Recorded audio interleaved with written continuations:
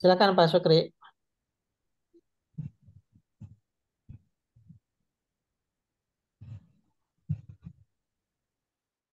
Ya, silakan Bu In, dilanjut. Ya, sampai Abdul lahir di lingkungan keluarga petani yang hidup sederhana. Aku langsung ke bab 2 ya, Pak.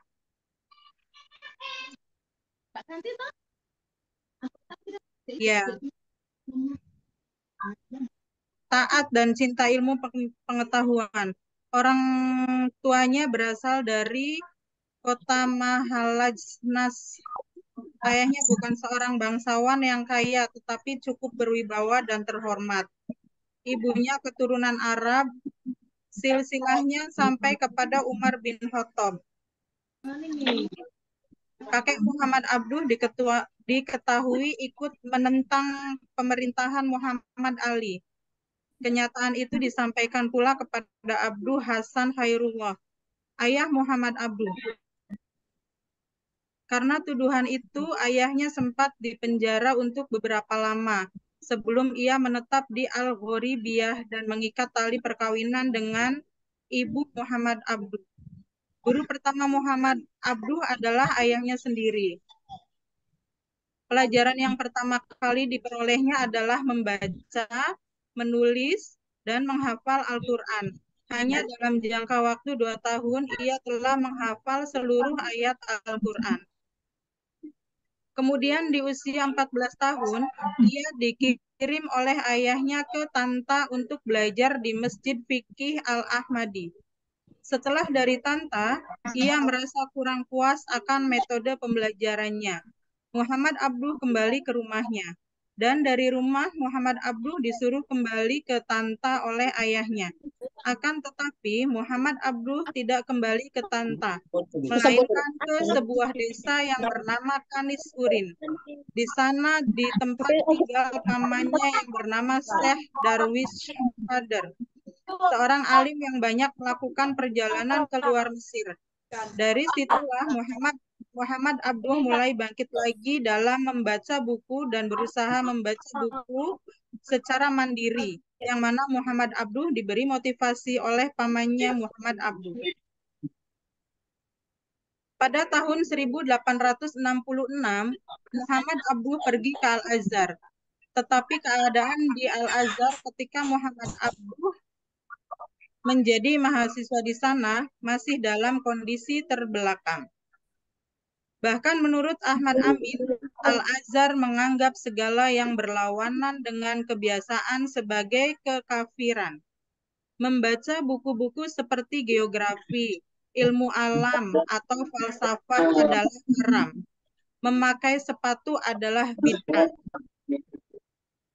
Oleh karena itu, tidaklah mengherankan apabila Muhammad Abduh mempelajari ilmu filsafat, ilmu ukur, soal-soal dunia, dan politik dari seorang intelektual bernama Syekh Hasan Al-Tawil. Tetapi pelajaran yang diberikan kurang memuaskan dirinya. Pelajaran yang diterimanya di Al-Azhar juga kurang menarik perhatiannya. Ia lebih suka membaca buku-buku di perpustakaan Al-Azhar. Kepuasan Muhammad Abduh mempelajari matematika, etika, politik, dan filsafat ia peroleh dari Jamaluddin Al-Afghani. Pada tahun 1877, ia menempuh ujian untuk mencapai gelar Al-Amin. Ia lulus dengan predikat baik. Setelah lulus, tidak lama kemudian ia mengajar di Al-Azhar, di Dar al-Ulum, dan di rumahnya sendiri. Di antara buku-buku yang ia ajarkan ialah buku akhlak karangan Ibnu Miskawai, Muqaddimah karangan Ibnu Haldun, dan sejarah kebudayaan Eropa karangan Wizot yang diterjemahkan oleh Al-Tahtawi ke dalam bahasa Arab di tahun 1857. Ketika pada tahun 1296 Hijriah atau 1879 Masehi, Jamaluddin Al-Afghani dideportasi dari Mesir. Muhammad Abduh dipecat dari jabatannya sebagai guru. Abduh pun memutuskan untuk kembali ke desanya. Hingga akhirnya Riyad Pasha mengeluarkan surat yang berisi tentang kebersihan Muhammad Abduh. Selain itu, Muhammad Abduh menjadi pemimpin redaksi surat kabar Al-Waqi Al-Misriyah.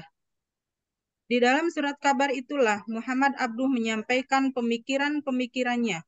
Muhammad Abduh atas pengaruh gurunya Jamaluddin Al-Afghani juga terlibat dalam kegiatan politik praktis. Ia pernah terlibat dalam peristiwa Urabi tahun 1881. Peristiwa itu mengakibatkan ia tertangkap pada tahun 1882. Ia dibuang ke Syria. Di masa penayangan itu, Afghani mengundang Abduh untuk datang ke Paris dan mengajak Afghani dan Abduh menyusun gerakan Al-Urwat Al-Wuthqa, yakni gerakan kesadaran umat Islam sedunia. Tujuan gerakan ini adalah untuk membangkitkan semangat perjuangan seluruh umat Islam dalam melawan ekspansi Eropa ke dunia Islam. Mukti Ali menjelaskan inti dari berpikir Muhammad Abduh dalam bukunya yang berjudul Alam Pemikiran Islam Modern Timur Tengah, yaitu 1. Membebaskan pikiran dari ikatan taklid dan memahami agama. Misalnya, kaum salaf sebelumnya permulaan pertentangan-pertentangan dan kembali dalam mencari keseimbangan dan mengurangi kecampur adukan dan kesalahan. Dengan cara ini, orang dianggap sebagai sahabat ilmu yang bergerak untuk meneliti rahasia-rahasia alam, mengajak menghormati kebenaran, dan untuk memegang pendidikan jiwa dan perbaikan amal. Yang kedua, memperbaiki bahasa Arab dan susunan kata, baik dalam percakapan resmi atau dalam surat menyurat antar sesama. 3.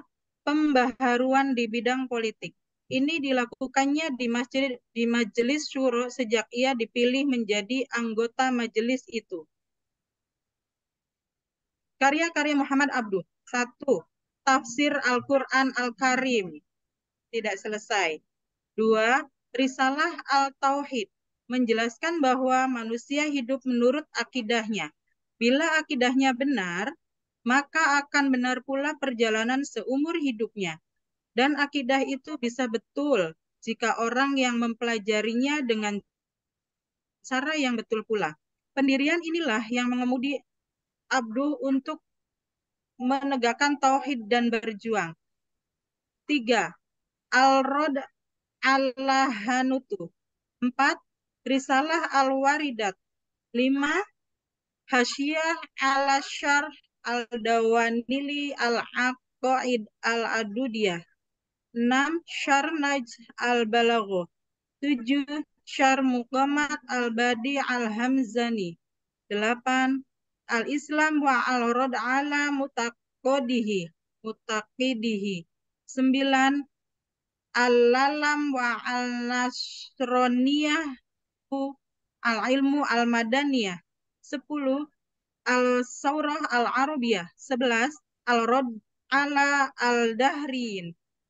Pemikiran pendidikan Islam Muhammad Abduh. Menurut John L. Esposito menyebutkan bahwa Muhammad Abduh adalah tokoh awal dalam pembaruan bidang pendidikan dan hukum. Dari uraian tentang gagasan Muhammad Abduh terhadap pembaharuan pendidikan, sebenarnya ada beberapa ide pokok yang bisa kita garis bawahi di sini. Yang pertama yaitu tujuan pendidikan. Dalam merumuskan tujuan pendidikan, Muhammad Abduh selalu menghubungkan antara tujuan yang satu dengan yang lainnya, baik tujuan akhir pendidikan maupun tujuan instruksional. Pokok pikiran tujuan instruksional pendidikan didasarkannya pada tujuan sekolah. Ia membagi jenjang pendidikan kepada tiga tingkatan, yaitu 1. Tingkat dasar, mubtadi'.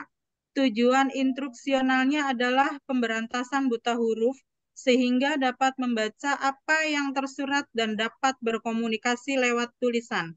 Selain itu juga berhitung yang menunjang kegiatan mereka sebagai petani, pedagang, pengusaha, pegawai, maupun guru dan pemimpin. Di samping itu, anak juga diharapkan sudah mempunyai dasar-dasar ilmu agama yang kuat dan dapat pula mengamalkan pokok-pokok ajaran agamanya sesuai dengan kemampuan intelektualnya. Yang kedua, tingkat menengah, tabakot al-wusto, bertujuan untuk mendidik anak agar dapat bekerja sebagai pegawai pemerintah, baik sipil maupun militer. Mereka diharapkan oleh negara untuk menjadi orang-orang bertanggung jawab dan dapat dipercaya terhadap tugas-tugas yang mereka jalani. 3.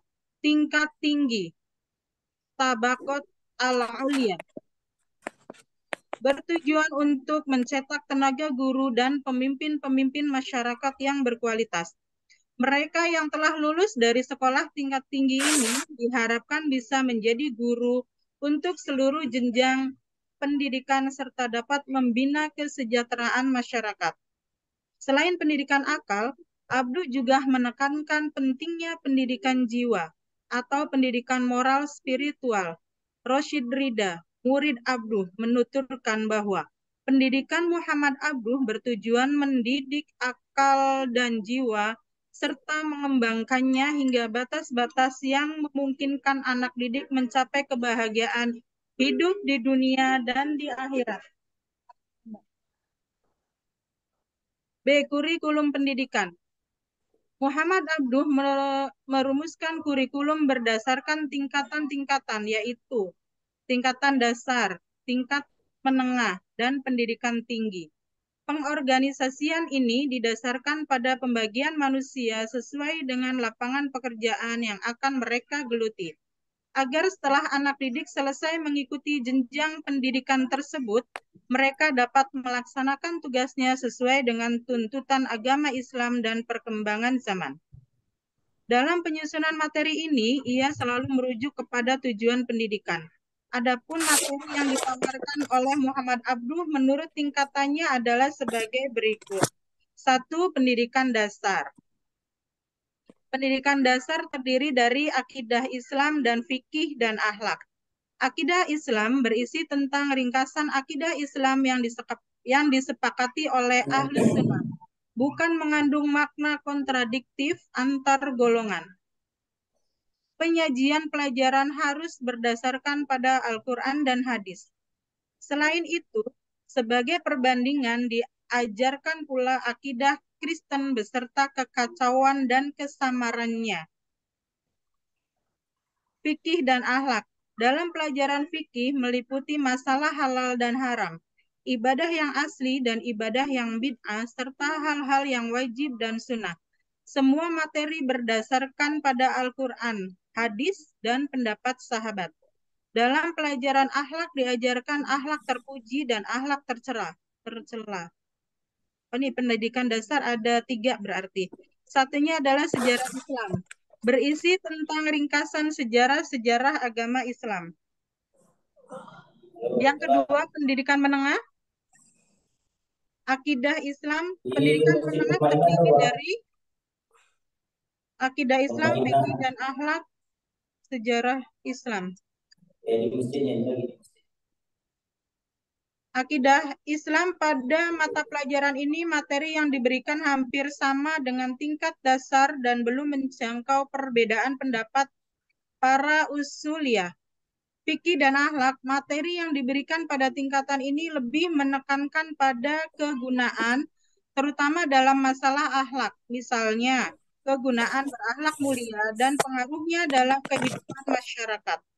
Sejarah Islam, pokok bahasan yang diajarkan adalah sejarah kehidupan Nabi, sahabat, dan penakluk yang dilakukan dalam beberapa abad sampai Khalifah Utsmaniyah. Yang ketiga adalah pendidikan tinggi. Bu In, masih Dalam, masih banyak ya? ya, Masih banyak? boleh. Oh, bentar Ada lagi sih, tinggal 1 halaman lagi ya. ada yang mungkin agak lebih disingkat oleh Oke, selain Bu oke. In yang satu kelompok mungkin ada enggak?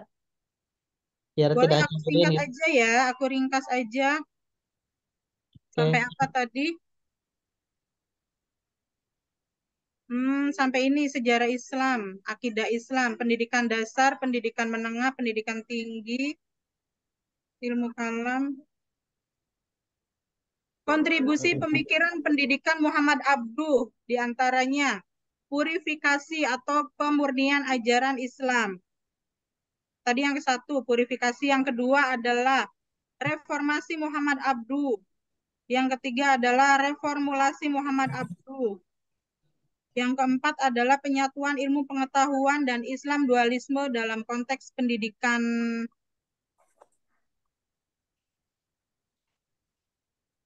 Sudah? Kesimpulan? Kesimpulan ya, Pak. Pendidikan Muhammad Abduh bertujuan mendidik akal dan jiwa, serta mengembangkannya hingga batas-batas yang memungkinkan anak didik mencapai kebahagiaan hidup di dunia dan di akhirat.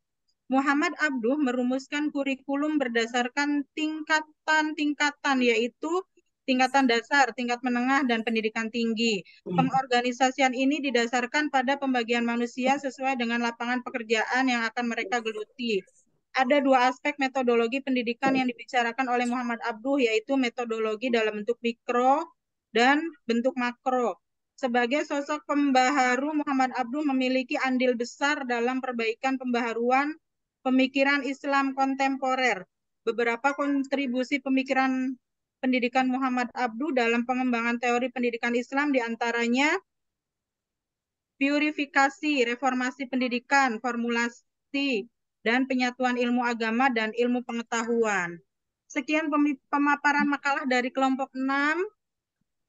Terima kasih. Oke, makasih Bu In. Kita applause ya. Kita berikan applause buat kelompok 6 nih. Oke, kita berikan satu lagi, satu paparan dari A5 yang saya harapkan tidak membaca gitu. Namanya juga pemaparan ya. Jadi gue dieksplor gitu, disampaikan apa ide pokok dari makalahnya, lalu kemudian dijelaskan gitu. Tidak mesti harus satu orang ya, karena ini adalah kelompok. Tunggu siapa yang menyampaikan. Silakan dari A5.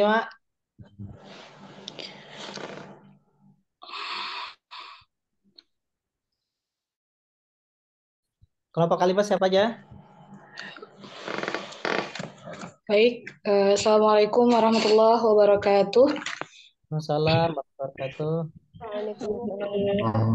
Waalaikumsalam Selamat siang warahmatullahi teman-teman wabarakatuh. semuanya, dan semoga kita semua dalam keadaan sehat dan juga jangan lupa bahagia. Puji syukur marilah kita panjatkan kehadirat Allah Subhanahu wa taala, dan serta salawat dan salam tak lupa tercurahkan kepada Nabi Muhammad SAW. Yang kami hormati Bapak dosen dan teman-teman semuanya, kami dari kelompok 6 yang terdiri dari kelompok 6 yang terdiri dari Pak Fakihudin, Jeffrey Den, M. Dayan, Ilham Sidikoh, Yulianti, Eka Yuliana, dan saya Ufazura sebagai moderator pada hari ini. Terima kasih atas waktunya teman-teman semuanya. Hari ini kami akan mempresentasikan atau memaparkan tentang makalah yang telah kami buat, yaitu tentang pemikiran filsafat pendidikan Islam Muhammad Abduh. Saya rasa tadi sudah banyak yang dipaparkan oleh kelas A6. Jadi di sini saya hanya memaparkan sedikit saja kesimpulan dari apa yang telah kami buat makalah pada materi kali ini. Langsung saja kami akan membacakan bagian kesimpulannya. Silakan Pak Ilham.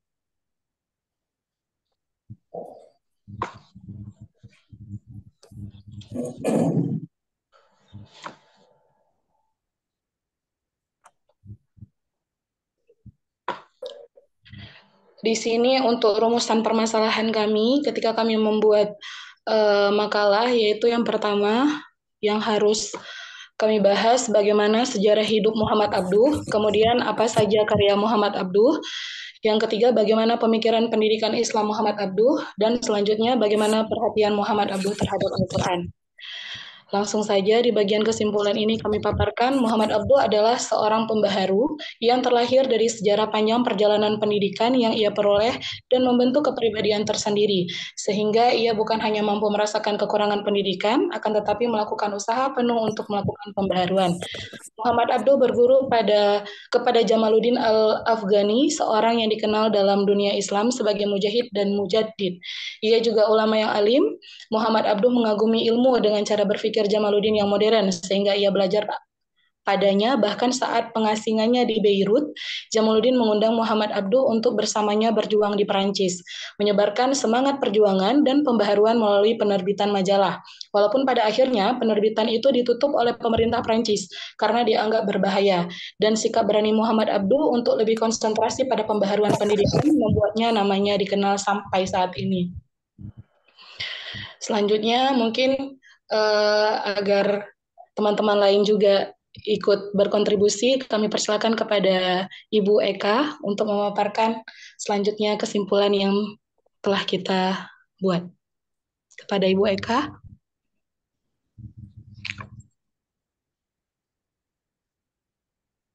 Ya, Assalamualaikum warahmatullahi wabarakatuh. Waalaikumsalam warahmatullahi wabarakatuh. Waalaikumsalam warahmatullahi wabarakatuh.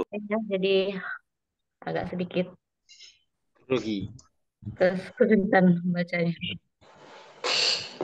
Untuk kesimpulan selanjutnya, pembaharuan pendidikan yang dilakukan meliputi tujuan pendidikan yang berorientasi pada pembentukan kepribadian moral agama yang dengannya diharapkan mampu menumbuhkan sikap politik, sikap sosial, jiwa gotong royong, dan semangat ekonomi.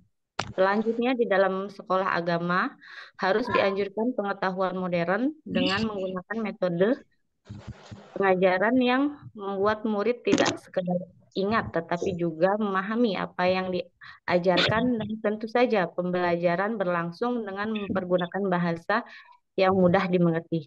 Di samping itu, dengan pengelolaan wakaf, Muhammad Abduh mampu menggaji guru dengan gaji yang layak. Kemudian, khusus untuk Al-Azhar, perubahan ditemukan dengan adanya peraturan yang memperpanjang masa belajar dan memperpendek masa libur. Dengan reformasi yang telah dilakukan Muhammad Abduh,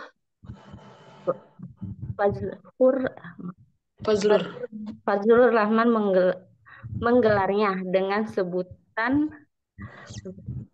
reformer Al-Azhar terbesar. Baik, terima kasih Bu Eka. Sebenarnya kami ingin memaparkan tentang karya Muhammad Abduh, tetapi sudah dipaparkan tadi oleh kelas A6. Saya rasa bisa langsung teman-teman lihat lagi di makalah yang telah kami kirim. Baik Bapak, hanya itu saja pemaparan dari makalah kami. Terima kasih atas waktunya. Assalamualaikum warahmatullahi wabarakatuh. Waalaikumsalam warahmatullahi wabarakatuh. Kita berikan aplaus dulu dong buat kelas atau kelompok A5.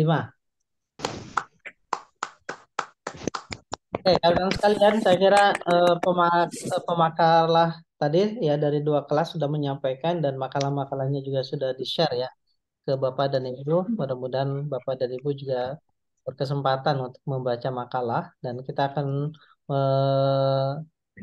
menyampaikan atau membuka ruang untuk tanya jawab terlebih dahulu. Silakan Bapak dan Ibu untuk bertanya, lalu kemudian saya harap dari makalah baik yang sudah menyampaikan tadi ataupun yang anggota-anggota makalah yang lain untuk bisa memberikan komentar. Nah, pertanyaan tolong tidak keluar dari pokok pembahasan ya. Kita sedang berbicara tentang pemikiran pendidikan Muhammad Abduh. Silakan Pak Herullah. Sebentar, mohon yang ingin menyampaikan pertanyaan untuk angkat tangan ya di raise hand di link Zoom kita. Silakan Pak Herullah. Terima kasih Bapak dosen dan teman-teman semua. eh, ternyata Muhammad Abduh mempunyai guru Jalaluddin Al-Afghani. Itu ada rentetannya dengan Burhanuddin Hikmatyar, kemudian ada apa namanya, ada uh, Abdul Rabi Rasul Sayyaf, dan kemudian juga diteruskan ada Abdullah Azhar.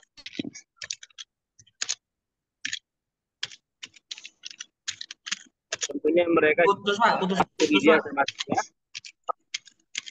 Ini saya ulangi Pak. Mohon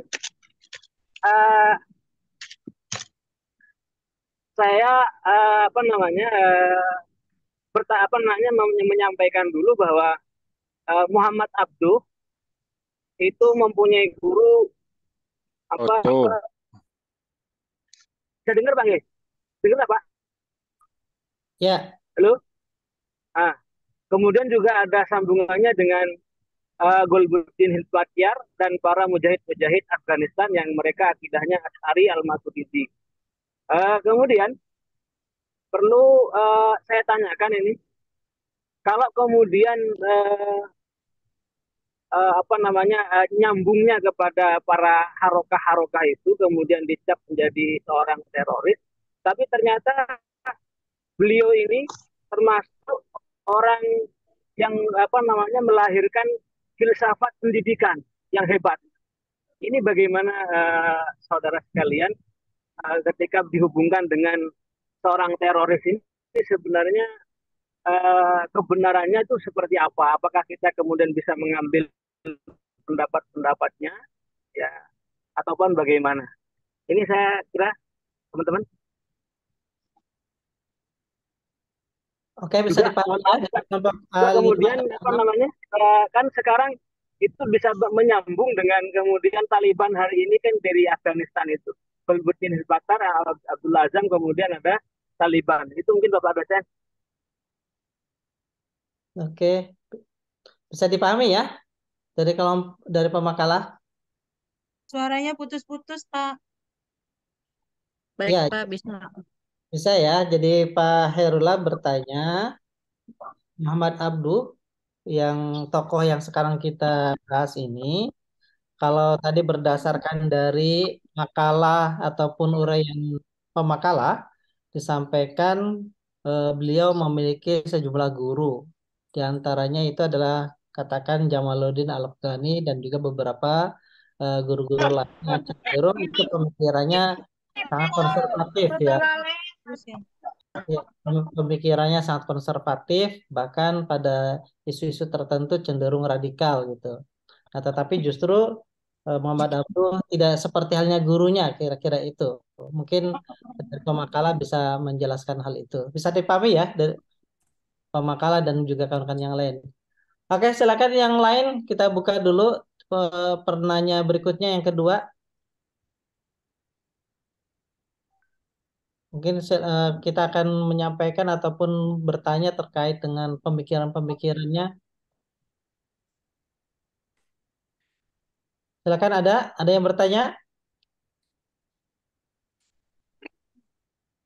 Saya akan catat ini siapa yang aktif dan siapa yang tidak aktif. Oke, Pak Dede Darmawan, silakan Pak Dede. Mohon maaf Pak, saya off cam Pak, tidak bisa on cam. Pak Dede dari kelas A5 apa 6 nih? A5. Oke, silakan Pak Dede. Yang Ya. Pak Herula dari A5 apa A6? A6. A6 Pak. Oke. Silakan Pak Dede dari A5. Siap. Mohon maaf Pak, saya off cam Pak. Ya, Assalamualaikum warahmatullahi wabarakatuh. Terima kasih atas kesempatannya kepada Bapak dosen. Izin bertanya terkait dengan materi hari ini terkait dengan pemikiran filsafat pendidikan Islam yang dibawa oleh tokoh Muhammad Abduh. Yang ingin saya tanyakan terkait dengan pemikiran-pemikiran beliau yang saat ini, apakah masih ada ya pemikiran-pemikiran beliau yang memang bisa dikaitkan dengan organisasi-organisasi tertentu ya, baik itu organisasi masyarakat ataupun misalkan partai politik yang ada kaitannya dengan pemikiran-pemikiran Muhammad Abduh gitu, Pak. Terima kasih. Mohon maaf. Assalamualaikum warahmatullahi wabarakatuh. Salam warahmatullahi wabarakatuh. Oke, makasih. Silakan yang ketiga, nanya terakhir yang ketiga ya. Muammar, tadi angkat tangan. Enggak? Baik Pak, izin Pak. Oke, silakan. Ya, berapa? Bismillah. Pak Muammar. A6 Pak. Oke, siap. Silakan. Baik, terima kasih kepada Pak dosen yang memberikan kami waktu untuk bertanya. Untuk pendidikan daripada filsafat pendidikan Muhammad Abduh, apakah dalam pendidikan ini Muhammad Abduh mempunyai juga tujuan membangun karakter daripada peserta didik? Karena tadi saya mendengar belum ada. Apakah memang Muhammad Abduh itu memang dia? Karena dari beberapa pemikiran-pemikiran filsafat lain kita melihat ada juga pembentukan karakter. Karena yang kedua, apakah karakter dengan pembentukan akhlak itu sama? Pembentukan karakter dengan pembentukan akhlak itu apakah sama seperti itu? Menurut saya di sini karakter ini adalah seperti jiwa yang tegar, sabar, tidak emosian, dan dia memiliki etos kerja yang bagus, ulet seperti itu. Apakah salah satu tujuan daripada pendidikan Muhammad juga ada memiliki tujuan untuk membentuk karakter-karakter yang tangguh seperti itu? Terima kasih. Oke, Pak Muammar. Saya kira kawan-kawan bisa memahami ya penanya dari kedua dan ketiga Pak Dede dan Pak Muammar tadi. Oke, kita akan diskusi. Kita bahas pertanyaan yang pertama terlebih dahulu dari Pak Hairullah A6. Muhammad Abduh memiliki guru yang cenderung intoleran, yang radikal, tetapi justru Muhammad Abduh tidak seperti halnya gurunya. Kira-kira itu. Mengapa hal itu terjadi dan bagaimana bisa dijelaskan? Eh, Silakan dari pemakalah baik A5 maupun A6.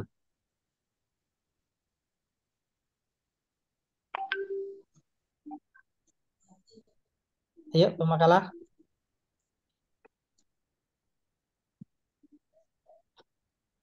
Bismillah, coba saya mau menanggapi pertanyaan yang pertama dari Pak Khairullah, kelas 6 ya.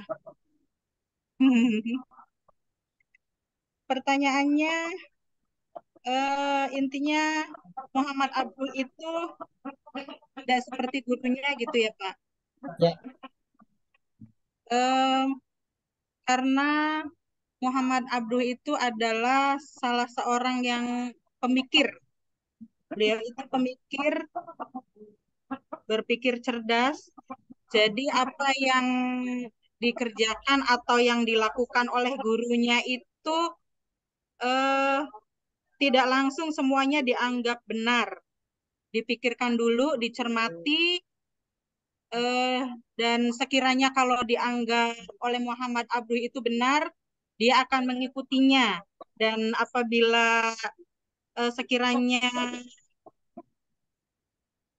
gurunya itu tidak baik, maka Muhammad Abduh tidak akan mengikutinya.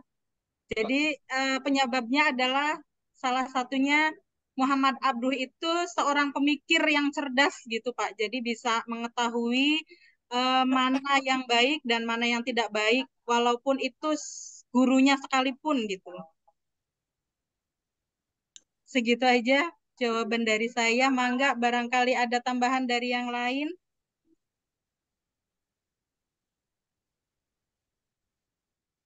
Bisa menyanggah nggak Pak dosen?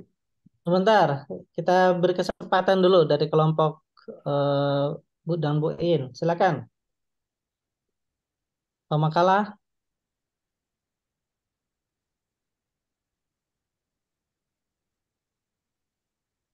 Ini yang tadi presentasi Bu Iin, yang jawab Bu Iin yang A6 ini. Sementara yang tertulis sebagai pemakalah banyak itu. Ayo yang lain mana ini? Baik Pak, saya mau menanggapi. Ya, silakan Bu Siti.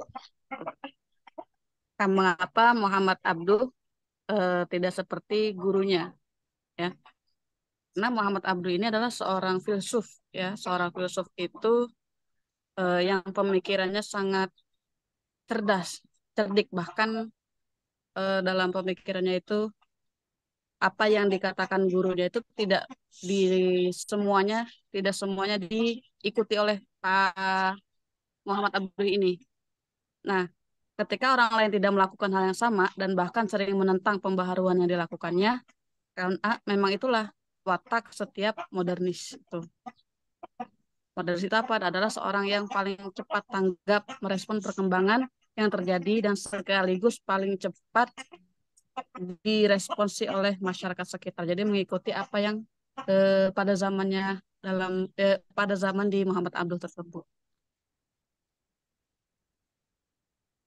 Nah, karena Muhammad Abduh adalah seorang pembaharu yang mengajak kepada perbaikan yang tidak hanya dalam tataran teoritis dengan jalan mengarang, pidato-pidato, seminar-seminar, dan bahkan mempresentasikan makalahnya saja, tetapi dia berusaha membawa pemikiran pembaruannya itu kepada amal perbuatan dan tenggelam dalam kehidupan nyata agar dapat melangsungkan rencana pembaruannya tersebut. Mungkin itu menurut saya Pak, pengetahuan saya tentang Muhammad Abduh. Oke, makasih Bu Siti Alawiyah. Silakan yang lain. Mungkin dari kelompok A5 juga silakan bisa memberikan jawaban.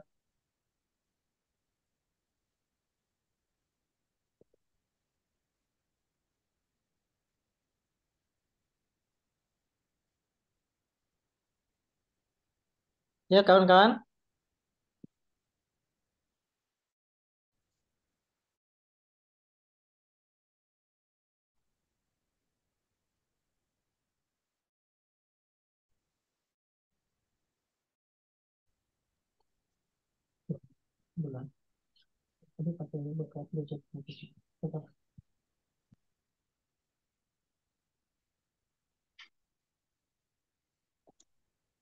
Halo. Kok ini banyak 77 orang pada diam semua? Ya, silakan Pak Sumarno. Pak Eh, Sumario. Pak Sumario, ya mohon maaf. Silakan Pak Sumario. Terima kasih Pak. Sebelum menjawab pertanyaan tersebut, saya ingin menanyakan dulu kepada Pak Hairullah Pak. Munculnya diksi bahwa gurunya maupun Muhammad Abdul itu radikal tuh sumbernya dari mana Pak ya? Karena saya cari tidak ketemu juga sumbernya tuh. Terima kasih, itu aja Pak.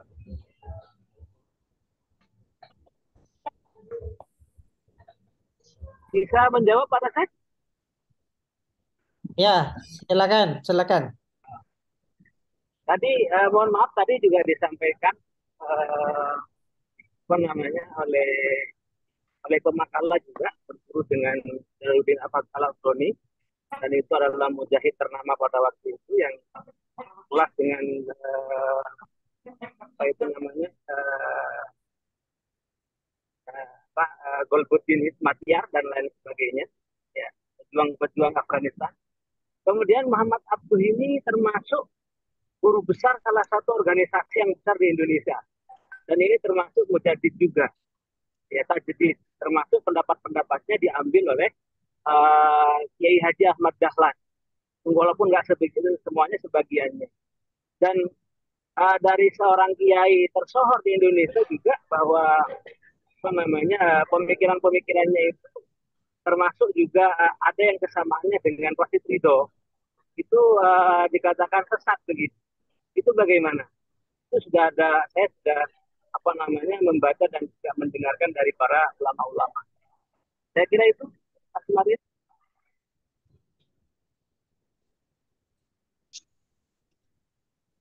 Oke, ya, jadi sekedar mengklirkan saja bahwa memang diantaranya Jamaluddin Al-Afghani.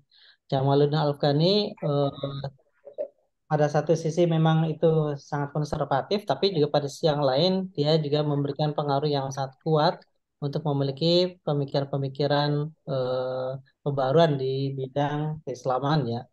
Dan tentu ada banyak guru-guru Muhammad Abdul yang lain yang itu cenderung memberikan pengaruh terhadap karakter dan juga pemikiran Muhammad Abdul.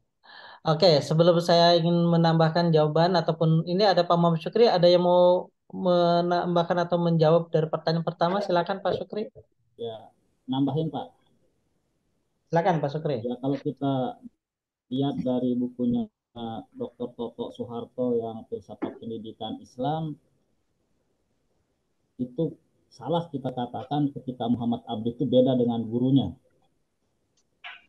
Karena di sini ada 4 agenda pembaharuan yang dilakukan oleh Muhammad Abduh. Salah satunya adalah pembelaan Islam dari pengaruh Eropa dan serangan-serangan Kristen Barat. Ini salah satu agenda pembaharuan yang dilakukan oleh Muhammad Abduh.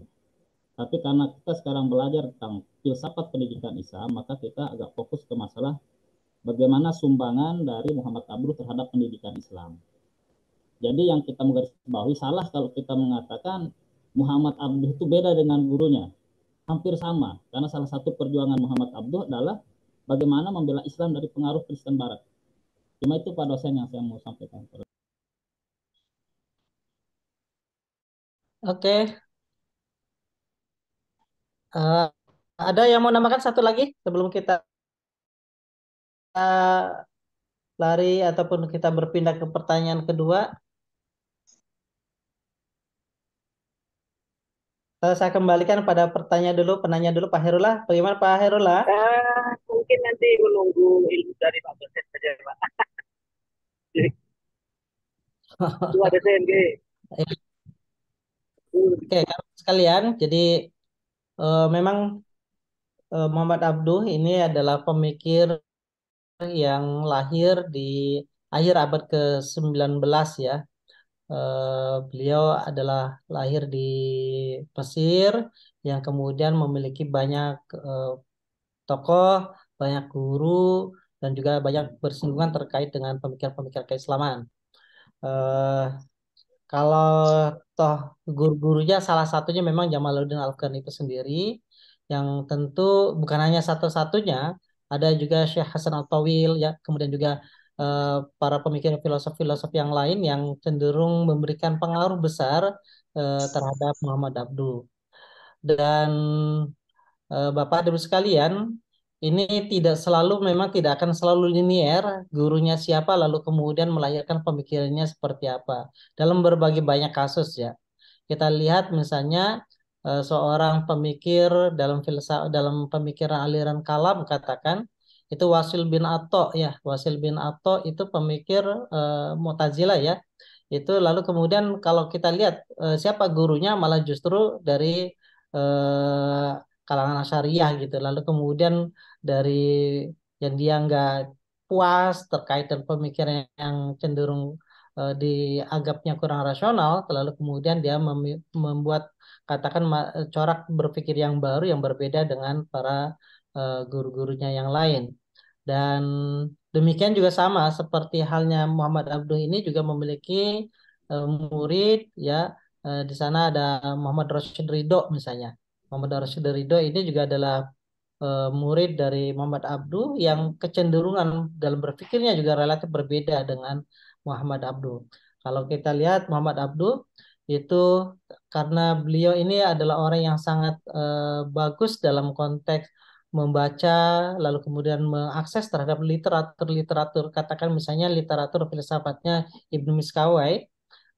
Bahkan beliau ini adalah mengajar filsafat Ibnu Miskawai itu sendiri ya, lalu kemudian juga banyak pikiran-pikiran lain yang diajarkan yang diajarkan oleh Muhammad Abduh, sehingga kemudian bacaan-bacaan itulah yang cenderung memberikan perspektif berbeda dari seorang Muhammad Abduh dibanding dengan sebagian dari para gurunya.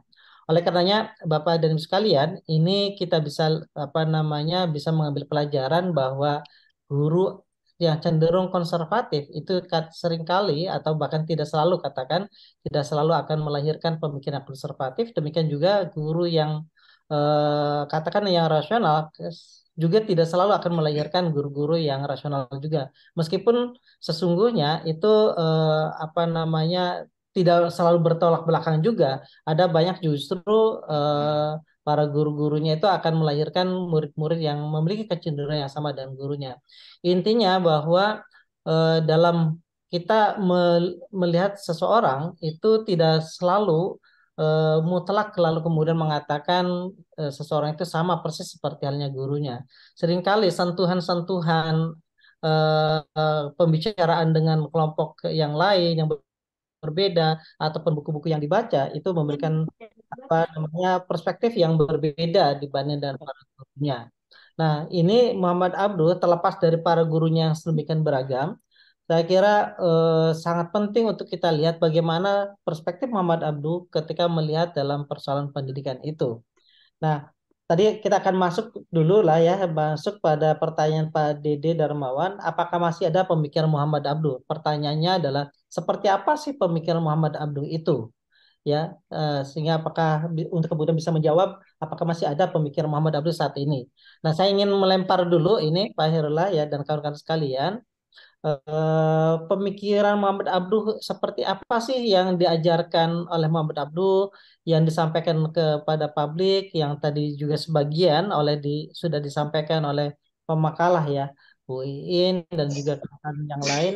Mungkin bisa diberikan tanggapan, tolong dijelaskan yang lalu kemudian juga bisa menjawab pertanyaan dari Pak Dede.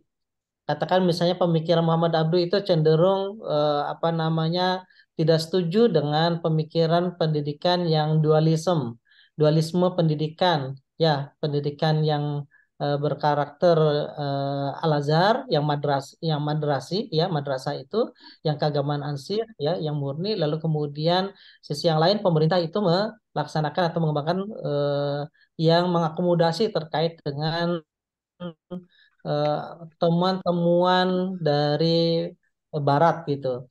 Nah, misalnya kayak gitu. Nah, lalu kemudian nanti minta tolong oleh kawan-kawan kelompok, apakah pemikiran seperti ini masih ada nggak gitu? Itu kira-kira pertanyaan dari Pak Dede. Silakan bisa diperkaya ini oleh kelompok A5 dan A6. Seperti apa sih pemikiran Muhammad Abduh itu? Gitu ya. Lalu kemudian apakah sekarang pemikiran itu masih ada atau tidak? Silakan. Saya Pak, Bentar, yang lain oh ya dulu. Yang lain dulu, silakan. keluar. Silakan dari pemakalan dulu nih.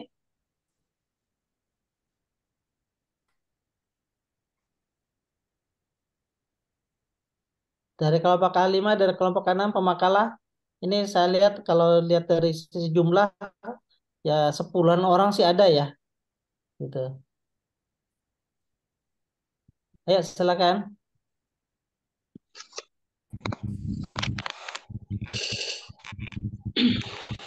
Baik, Pak. Saya dari kelas A5. Kelompok 6 yang tadi memaparkan makalah. Sedikit mungkin mengenai pertanyaan dari Pak Dede, yaitu apakah masih ada pemikiran Muhammad Abduh pada zaman sekarang.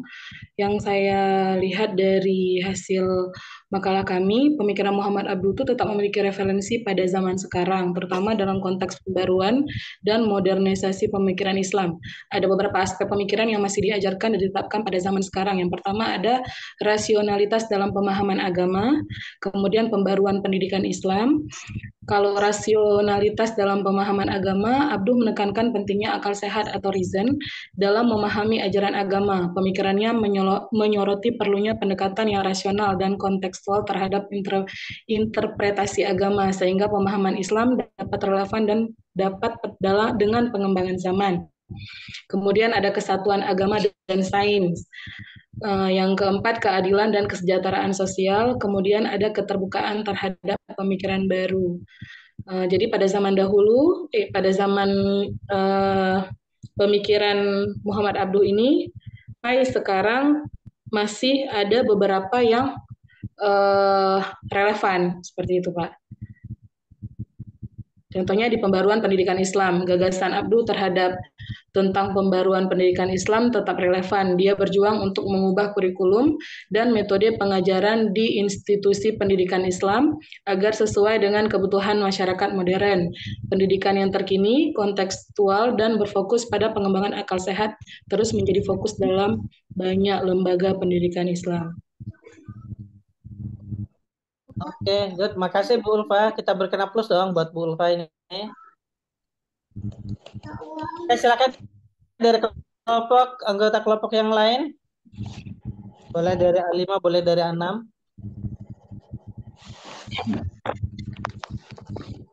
Itu yang memberikan kontribusi berpikir, kita akan catat dan kita akan memberikan reward.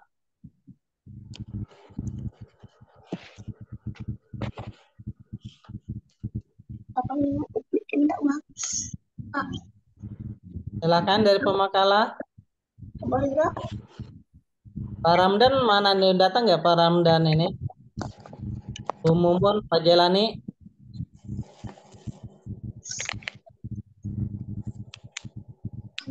Bu Alfi, Ramdan Haitami. Mana nih mereka?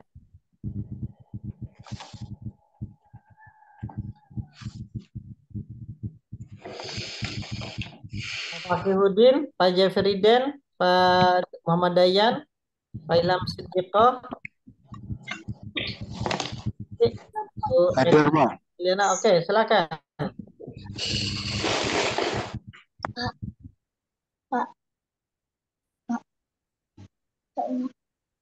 Ya, silakan. Seperti apa sih pemikiran Muhammad Abduh itu? Apakah sekarang pemikiran itu masih ada? Gitu.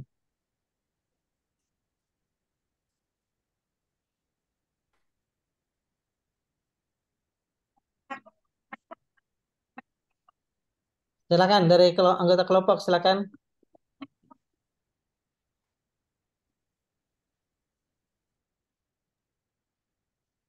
Yang lain ada nggak ya Pak Ramdan?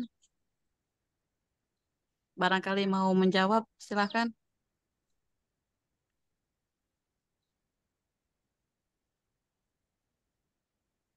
Atau Pak Jailani?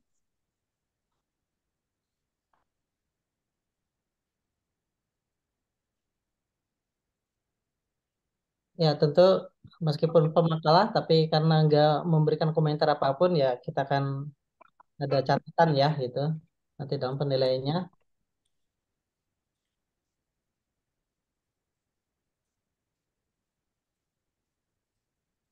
Ada tambahan dari pemakalah yang lain?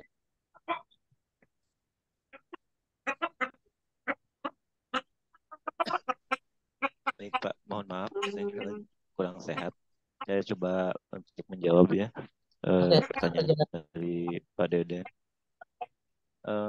Kontribusi pemikiran dari pendidikan Muhammad Abduh ini pasti ada sampai saat ini. Di antaranya seperti yang sudah tadi dipaparkan, beberapa kontribusi pemikiran pendidikan Muhammad Abduh itu di antaranya ada purifikasi, reformasi Muhammad Abduh, dan reformulasi Muhammad Abduh, serta penyatuan ilmu pengetahuan dan Islam dualisme dalam konteks pendidikan. Jadi apa ya tujuan dari pendidikan pemikirannya itu pasti sama dengan pemikiran-pemikiran yang lain, yaitu untuk menciptakan atau mewujudkan karakter pendidik peserta didik yang berakhlakul karimah tentunya, yang selamat dunia dan akhirat Pak. Mungkin itu saja yang bisa saya sampaikan. Terima Oke, kasih. makasih Pak Jalani. Assalamualaikum warahmatullahi wabarakatuh. Ya, makasih Pak Jalani. Meskipun kurang sehat, mudah-mudahan segera sembuh ya. Oke, silakan Pak Daman Huri. Pak, terima kasih Pak. Sebelumnya saya mau menambahkan atau memberikan respon Pak atas apakah pemikiran Muhammad Abduh masih relevan atau masih ada sampai hari ini. Maka saya jawab ya Pak. Pemikiran beliau Pak masih ada sampai hari ini. Pemikiran beliau telah mempengaruhi pemikiran umat Islam di berbagai belahan dunia Pak, termasuk di Indonesia. Pemikiran beliau yang paling terkenal adalah tentang pentingnya akal dalam memahami Islam. Muhammad Abduh berpendapat bahwa akal adalah nikmat dari Allah Subhanahu wa taala yang harus digunakan untuk memahami ajaran Islam. Akal harus digunakan menurut beliau untuk menafsirkan Al-Qur'an dan hadis, serta untuk menyelesaikan berbagai masalah yang timbul dalam kehidupan umat Islam. Pemikiran Muhammad Abduh tentang akal ini telah menjadi dasar bagi gerakan pembaharuan Islam di berbagai negara atau belahan dunia. Gerakan pembaharuan Islam ini berusaha untuk memadukan ajaran Islam Pak dengan nilai-nilai modern. Mereka berpendapat bahwa Islam adalah agama yang rasional dan sesuai dengan tuntunan zaman modern. Di Indonesia sendiri, Pak, pemikiran Muhammad Abduh telah mempengaruhi pemikiran para tokoh pembaru Islam, Pak, seperti Muhammad Nasir.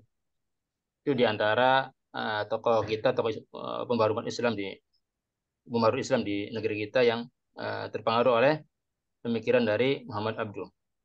Kemudian ada lagi Hamka, Pak. Hamka juga sama, beliau terindikasi beliau terpengaruh dari pemikiran Muhammad Abduh gitu. Kemudian dari Rasyid Ridho, beliau sama. Para tokoh ini, Pak, mengembangkan pemikiran Muhammad Abduh dengan dan menceritakannya, Pak, sesuai dengan konteks, sesuai dengan keadaan di negeri kita Indonesia ini. Pengaruh pemikiran Muhammad Abduh masih dapat dirasakan sampai hari ini. Pemikirannya masih menjadi rujukan bagi pemikir Islam di berbagai belahan dunia. Pemikiran beliau juga telah mendorong umat Islam atau sebagian mereka untuk berpikir kritis dan rasional dalam memahami ajaran Islam. Di antara contoh pemikiran Muhammad Abduh yang masih relevan dan masih ada sampai hari ini adalah pemikiran beliau tentang pentingnya akal dalam memahami Islam. Untuk menggunakan akalnya dalam memahami ajaran Islam. Kemudian ada lagi tentang perlunya pembaharuan dalam Islam untuk mengembangkan ajaran Islam ini agar sesuai dengan tuntutan zaman modern, Pak. Artinya adaptasi gitu. Kemudian yang ketiga yang saya baca dari pemikiran beliau adalah tentang pentingnya pendidikan Islam, pendidikan bagi masyarakatnya telah mendorong umat Islam untuk mengembangkan pendidikan Islam, membawa peningkatan kualitas pendidikan Islam di berbagai negara. Itu yang saya baca dari kesesuaian pemikiran beliau terhadap perkembangan zaman ini, Pak. Pemikiran Muhammad Abduh juga telah memberikan kontribusi yang besar bagi perkembangan pemikiran Islam. Pemikirannya telah menjadi inspirasi bagi seluruh umat Islam di berbagai belahan dunia. Itu, Pak, yang bisa saya sampaikan, Pak, dari kesesuaian atau apakah masih ada gitu hubungannya dengan pemikiran beliau dengan zaman sekarang ini. Demikian, Pak. Terima kasih. Assalamualaikum warahmatullahi wabarakatuh. Salam wabarakatuh. Good. Kita berikan aplaus buat Pak Damanhuri. Pak Damanhuri ini dari A6 apa A5, Pak? A6, Pak. A6. Oke, Ya. terima kasih. Pak. Ya. Barangkali. Terima kasih. Angka yang lain. Oke, silakan. Selanjutnya siapa ini? Pak Umri ya? Pak Umri angkat tangan. Silakan Pak Umri. Assalamualaikum warahmatullahi wabarakatuh. Waalaikumsalam warahmatullahi wabarakatuh. Selamat sore semuanya. Sampai berjumpa kembali dalam perkuliahan kita. Di sini saya sedikit menanggapi tentang Pak Umri kelas apa, Pak Umri? A5, Pak. Oke, silakan Pak Umri. Tentu saja pemikiran Muhammad Abduh kalau memang tidak relevan sampai sekarang tidak mungkin kita pelajari. Seperti itu, Pak. Menurut pemikiran saya seperti itu. Tidak mungkin sekelas perkuliahan atau sekelas mahasiswa mempelajari tentang pemikiran Muhammad Abduh kalau memang itu sudah tidak relevan sampai sekarang itu, Pak. Terutama yang terkenal di Indonesia itu adalah pemikiran yang sebagai pengikut Muhammad Abduh adalah Kiai Haji Muhammad Dahlan sebagai pendiri Muhammadiyah dan termasuk muridnya gitu ya. Cuman sedikit di sini selain dari menanggapi saya akan bertanya, Pak. Muhammad Abduh ini sebagai pemikir yang terkenal modernisasi gitu, Pak. Kata modernisasi ini dimulai sejak kapan dan sampai kapan? Adakah yang lebih modern dari modernisasi gitu, Pak? Apakah setelah modern itu apa yang lebih modern lagi itu, Pak? Terima kasih. Wassalamualaikum warahmatullahi wabarakatuh. Assalamualaikum warahmatullahi wabarakatuh. Oke, makasih. Nanti pertanyaannya dijawab sama saya aja ya. Yang itu nanti saya akan jelaskan juga. Oke, silakan. Ini ada yang sudah angkat tangan, Pak Said Subulus Salam. Silakan Pak Said. Assalamualaikum warahmatullahi wabarakatuh. Salam. Mohon maaf ya. Mungkin sedikit menambahkan Kelas apa Pak Said? kelas A5. A5, oke. Relevansi pemikiran Muhammad Abduh dengan zaman sekarang. Pertama dari bidang pendidikan, pada saya baca di suatu artikel bahwa metode pendidikan yang diterapkan oleh Muhammad Abduh adalah metode-metode yang intinya bukan hanya metode menghafal dan seterusnya, bukan tekstual, tapi lebih pada metode pendidikan yang kontekstual, yaitu mulai metode pemahaman konsep, metode tanya jawab, dan selanjutnya ada metode latihan dan pengalaman. Nah, ini pada kurikulum pendidikan zaman sekarang masih sangat relevan sekali. Selanjutnya terkait dengan pemikiran umum dari Muhammad Abduh.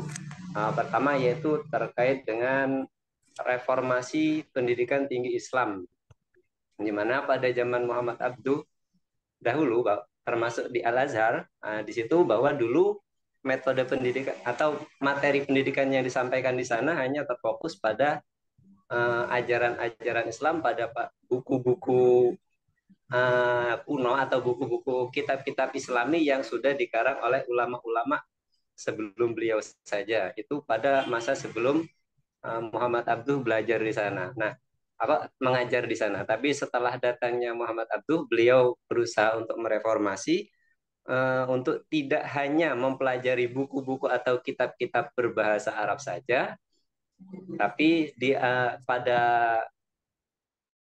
pembelajarannya akhirnya di Al-Azhar itu Muhammad Abduh mengusulkan untuk mempelajari berbagai macam ilmu-ilmu modern, sehingga Al-Azhar jadi berkembang. Intinya materi yang dipelajari tidak hanya kitab-kitab Islam, tapi juga berbagai macam ilmu pengetahuan itu diusulkan untuk dipelajari oleh Muhammad Abduh. Selanjutnya adalah pada konsep reformulasi yang disampaikan oleh Muhammad Abduh, di mana sebelum masa beliau itu umat Islam sudah mulai, intinya tidak mau untuk berkembang dalam hal penafsiran hukum dan lain sebagainya. Ternyata melalui konsep reformulasi ini Muhammad Abduh menekankan bahwa masih diperlukan ijma atau ijtihad dari para ahli untuk mengembangkan ajaran-ajaran Islam. Jadi mungkin itu beberapa hal yang masih sangat relevan untuk kita terapkan di zaman sekarang. Terima kasih, Pak. Assalamualaikum warahmatullahi wabarakatuh. Waalaikumsalam warahmatullahi wabarakatuh. Jih, matur nuwun Pak Said. Sebelum salam kita berikan aplaus dulu. Oke, ini ada yang angkat tangan juga Pak Abdul Ghafur. Monggo Pak Abdul Ghafur, agar bisa memberikan komentar terkait pertanyaan tadi, seperti apa sih pemikirannya Muhammad Abduh dan apakah itu masih ada relevan gitu saat ini atau ada pengaruhnya nggak sampai saat ini gitu. Silakan Pak Ghafur. Assalamualaikum warahmatullahi wabarakatuh. Waalaikumsalam warahmatullahi wabarakatuh. Dari A5 Pak Ghafur. A5 Pak. Ya, Jih, monggo Pak Ghafur. A5 ya'lamu ilman. Terima kasih Pak dosen. Saya ingin menanggapi tentang pertanyaan teman-teman tadi ya. Relevansi pemikiran Muhammad Abduh apakah pada saat-saat ini masih relevan begitu ya. Karena kita orang-orang pendidikan, bagi Muhammad Abduh itu hakikat pendidikan adalah mendidik akal dan jiwa serta mengembangkannya. Muhammad Abduh itu berkeinginan agar proses pendidikan dapat membentuk kepribadian muslim yang seimbang antara jasmani dan rohani, serta perpaduan antara intelektualitas dan moralitas. Hal ini sangat relevan sekali dalam masa-masa modern seperti saat ini. Apalagi dengan adanya digitalisasi, karena kita orang pendidikan, unggul dalam iptek, kuat dalam imtak. Ini sudah sesuai dengan pemikiran Muhammad Abduh. Inteleknya kuat, moralitasnya juga kuat. Jadi pemikiran Muhammad Abduh yang lama mulai dulu itu sudah relevan sekali sama hal-hal sekarang ini. Contoh, Muhammad Abduh juga mengembangkan yang namanya aspek akal. Bukan cuma akal saja, akan tapi ada moral, dan aspek keterampilan. Nah, dalam kurikulum Kurtilas, kurikulum 13 itu juga ada pemikiran-pemikiran Muhammad Abduh yang dipakai. Contoh, kalau akal itu kognitif, kalau aspek moral itu afektif, kalau aspek keterampilan itu psikomotorik. Nah, mungkin kita seorang guru mungkin akan paham itu. Kan ada aspek, kalau di Kurtilas itu ada penilaian kognitif, ada penilaian afektif, dan ada penilaian psikomotorik. Sudah sesuai pemikiran Muhammad Abduh dalam masa-masa yang sekarang ini. Karena kita orang pendidikan, moralitas tetap harus dijaga, tapi tidak meninggalkan intelektualitas. Karena moralitas itu di atas intelektualitas. Karena ada sebuah makalah mengatakan al-adabu fauqal ilmi. Karena moralitas itu di atas pengetahuan atau ilmu pengetahuan. Terima kasih. Mungkin hanya sekedar tambahan Pak dosen. Mohon maaf. Assalamualaikum warahmatullahi wabarakatuh. Waalaikumsalam. Baik. Warahmatullahi wabarakatuh. Dulu buat Pak Gofur. Oke, makasih ya Pak Gofur. Baik, Bapak Ibu sekalian, ini tidak ada yang angkat tangan lagi ya, tidak ada yang mau disampaikan lagi. Oke, saya akan kembalikan dulu deh ke Pak Dede Darmawan. Ada tanggapan nggak Pak Dede? Baik Pak, terima kasih buat Pak dosen dan juga rekan-rekan mahasiswa yang lain, baik dari A5 maupun dari A6. Terakhir tadi Pak Kiai Gofur dan Pak Kiai Omri memberikan tanggapan rekan saya di A5, Pak dosen. Mungkin saya dapat memberikan kesimpulan sementara ya Pak, terkait dengan tadi pertanyaan dari saya, apakah pemikiran Kiai Muhammad Abduh ini masih dipakai atau masih relevan atau masih digunakan di zaman sekarang ini. Mungkin tadi kesimpulan dari teman-teman, dari jawaban dari teman-teman, masih dipergunakan dan masih ada kaitannya atau relevansinya dengan khususnya di kurikulum pendidikan agama Islam di Indonesia. Terus kemudian yang tadi saya pertanyakan juga, adakah ada organisasi tertentu baik ormas maupun organisasi yang lain yang memang pemikirannya dibawa oleh pemikiran Muhammad Abduh tadi. Saya sebutkan beberapa tokoh mungkin seperti Muhammad Nasir, Kiai Haji Muhammad Dahlan. Itu kan mereka pemikir-pemikir pendiri daripada organisasi Muhammadiyah ya Pak. Gitu mungkin saya dapat memberikan kesimpulan, oh ternyata Muhammadiyah itu salah satu pemikiran yang dibawanya atau yang dipakainya salah satunya pemikiran Muhammad Abduh, terlebih daripada itu dan juga tadi Rashid Ridho dan lain sebagainya mungkin. Terima kasih Pak dosen, mungkin nanti mohon untuk disempurnakan oleh Pak dosen. Ya. Assalamualaikum warahmatullahi wabarakatuh. Baik, makasih Pak Dede. Baik, Bapak Ibu sekalian, sebelum menjawab ke pertanyaan kita beralih ke pertanyaan ketiga, saya ingin menambahkan beberapa informasi. Begini, Bapak Ibu sekalian, sudah kelihatan ya, ini saya share screen. Muhammad Abduh itu lahir ataupun hidup di akhir abad ke-19, 1800 sekian. Kalau kita runut ke belakangnya, ini sesungguhnya memiliki korelasi terkait dengan beberapa pemikiran ataupun kondisi-kondisi faktual di Mesir terutama yang dalam hal ini ada Muhammad Abduh lahir di sana, itu memberikan pengaruh terkait dengan sejumlah gagasan-gagasan pembaruan.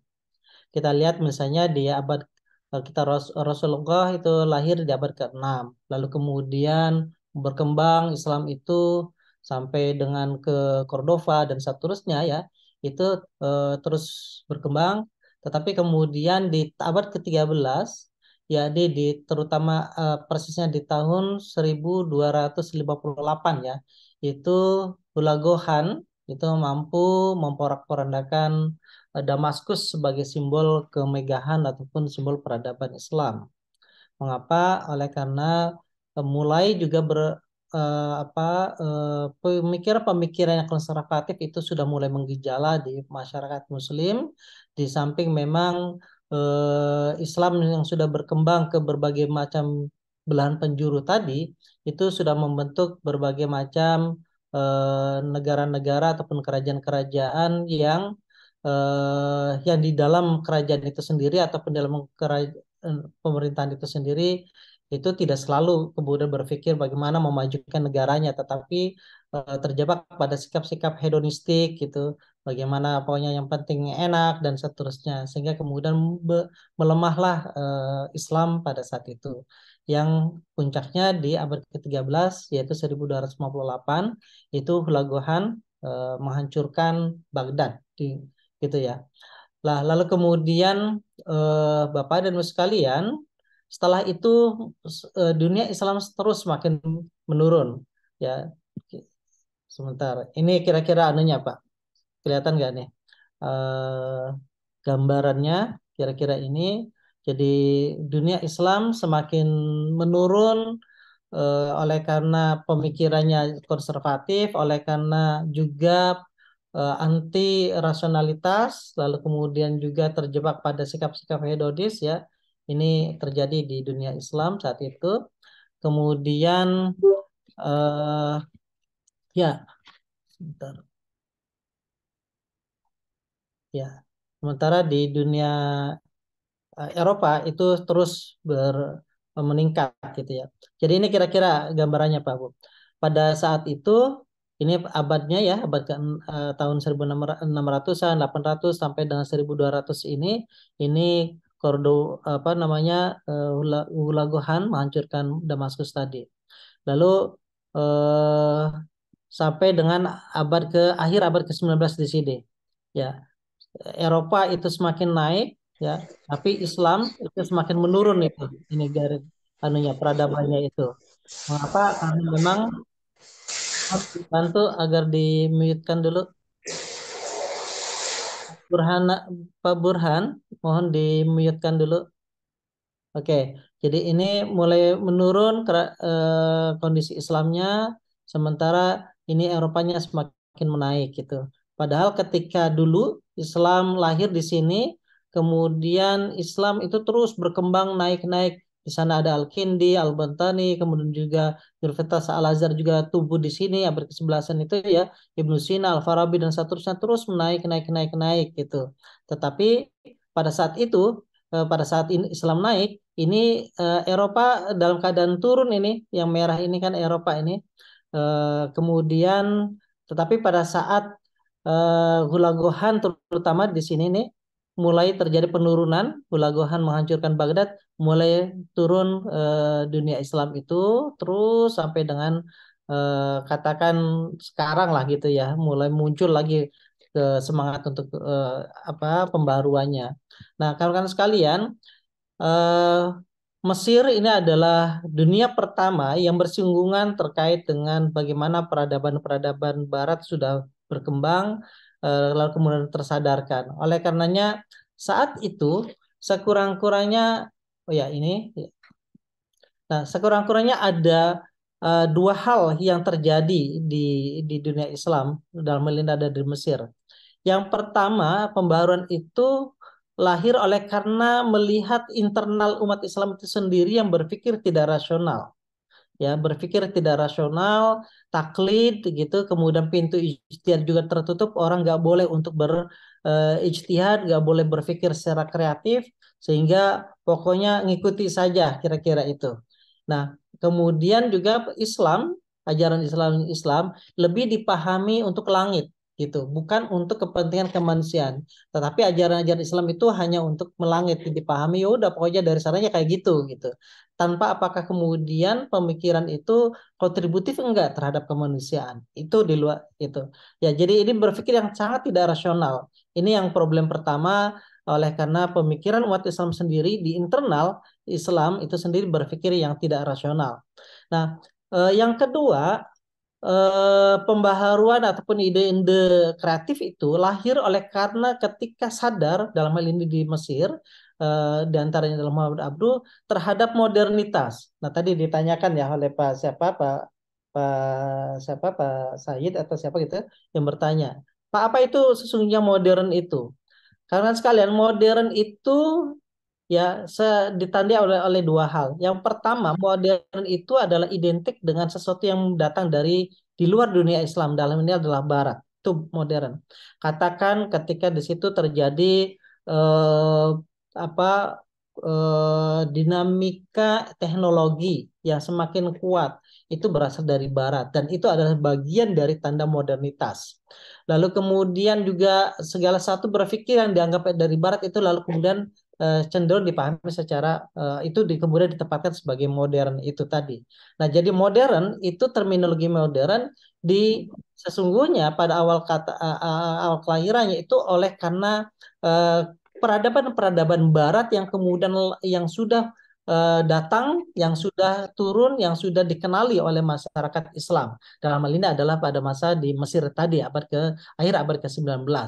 Jadi modernitas itu yang kemudian kesadaran umat Islam yang begitu kaget dulu Islam itu jaya, tapi pada saat abad ke-19 itu, akhir abad ke-19, Islam justru berada pada kelemahan, lalu kemudian dihadapkan dengan perkembangan kecanggihan alat teknologi yang dibuat ataupun yang ditemukan oleh Barat, baru kemudian di situ terjadilah bagaimana itu menyikapinya terkait dengan temuan-temuan itu. Mengapa? Karena alat-alat teknologi yang itu lahir dari Barat itu juga akan berpengaruh terkait dengan bagaimana paham keagamaan yang harus kita keluarkan, yang harus kita wujudkan dan harus kita sampaikan gitu. Nah, di situ karena sekalian, jadi modernitas itu lahir dari Barat yang kemudian sikap Islam terhadap modernitas itu seperti apa? Inilah yang kemudian melahirkan ide-ide pembaharuan itu. Nah, kalau tadi ditanya Pak, apakah modern itu sampai kapan? Nah, hari ini kawan sekalian, para pemikir sudah mulai masuk lagi tidak hanya sekedar saat ini modern, tapi postmodern, postmo. Ya, tadi ada yang tanya sampai kapan Pak berpikir secara postmodern. Jadi postmo itu bahwa berpikir tidak hanya sekedar rasional, berpikir tidak hanya kemudian ketika gagap ataupun menghadapi terkait dengan modernitas yang lahir dari Barat, tetapi kemudian di situ ada persenyawaan dengan berpikir ala tradisionalis dan seterusnya, sehingga kemudian muncullah di situ postmodern. Nah, nanti Bapak Ibu sekalian bisa mengkaji lebih lanjut terkait dengan pemikiran-pemikiran modern dan postmodern itu mudah-mudahan ada ya di dalam kajian filsafat yang lain.